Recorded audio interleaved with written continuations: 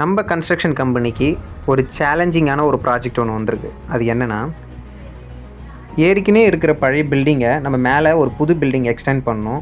But ஆனால் அது பண்ணுறப்ப இருக்கிற பழைய காலத்தை நம்ம கிராஸ் செக் பண்ணுறோம். அப்படி கிராஸ் செக் பண்ணுறப்ப ஒரு காலம் கூட நல்லா இல்லை. அதாவது இருக்கிற எல்லா காலத்தோட ராடும் கரோஷன் ஆகி அது ஃபுல் டேமேஜ் ஆகிருக்கு. அது எப்படின்னா 12 mm ராடு 8 mm ராடாக மாறி இருக்குது. அது எந்த அளவுக்கு அது கரோஷன் ஆகிருக்குன்னு பார்த்துக்குங்க. இந்த கரோஷன் எதனால் வருது, என்ன பர்பஸுக்காக வருதுன்னா, இவங்க மேலே கைப்பிடி சுவர் போடுறப்பவே அதில் நம்ம காலத்தில் கான்கிரீட் கொட்டுறப்ப இவங்க செங்கல் தூளை கான்கிரீட்டில் மிக்ஸ் பண்ணி கொட்டியிருக்காங்க. என்ன பர்பஸுக்குன்னு பார்த்தோம்னா, அதை உடைக்கிறதுக்கு ஈஸியாக இருக்கும்.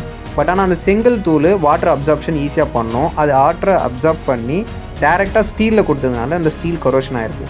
ஸோ யாரும் இந்த தப்பு பண்ணாதீங்க. மேலே கைப்பிடி சுவர் போடுறப்ப இப்போ நிறைய மிஷின் வந்திருக்கு உடைக்கிறதுக்காக.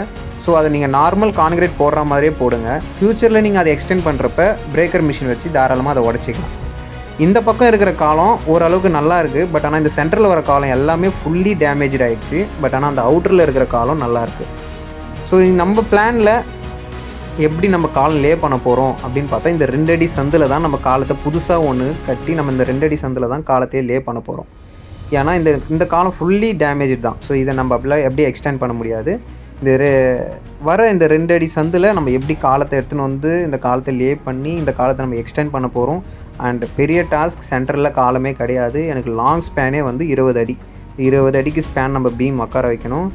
அதுவும் இல்லாமல் காலம் வந்து டிஸ்மேட்சாக வரும். நான் வைக்கிற புது காலத்துக்கும் ஏற்கனவே இருக்கிற பழைய காலத்துக்கும் கரெக்ட் லைன், ஸ்ட்ரைட் லைன் வராது. அது இதுக்கப்புறம் வர நாட்களில் இந்த பில்டிங்கை நான் எப்படி கொஞ்சம் கொஞ்சமாக கன்ஸ்ட்ரக்ட் பண்ண போகிறேன், இதோட ரூல்ஸ் என்ன அண்ட் இதோட ஸ்ட்ரக்சர் எப்படி இருக்க போகுதுன்னு. இதுதான் இந்த 2 அடி சந்து. இந்த 2 அடி சந்தில் தான் நான் காலத்தை எடுத்துகிட்டு போகணும். இந்த 2 அடி சந்தில் மொத்தம் 4 காலம் லே பண்ணுறோம். ஸோ அதில் 4 காலத்தில் 2 காலம் வந்து 1.25 காலம். ஸோ இது வந்து பேக் பொசிஷன். பில்டிங்கில் பேக் பொசிஷன்லையும் நாங்கள் 2 காலம் லே பண்ணுறோம். அது ஏற்கனவே காம்பவுண்ட் சேர் இருந்ததுனால இந்த பீமை டெமாலிஷன் பண்ணிட்டு அதுலேருந்து நியூ காலம் கொண்டு வர போகிறோம். இந்த எல் ஷேப்பில் ஃபுல்லாகவே சீலிங் அடிக்கணும். நாங்கள் மறுபடியும் சீலிங் எக்ஸ்டெண்ட் பண்ண போகிறோம் பில்டிங்கு பின்னாடி. ஸோ என்னென்ன ப்ராசஸ்ன்னு நம்ம கன்ஸ்ட்ரக்ஷன் கம்பெனியில் நீங்கள் கேட்டு தெரிஞ்சுக்கலாம்.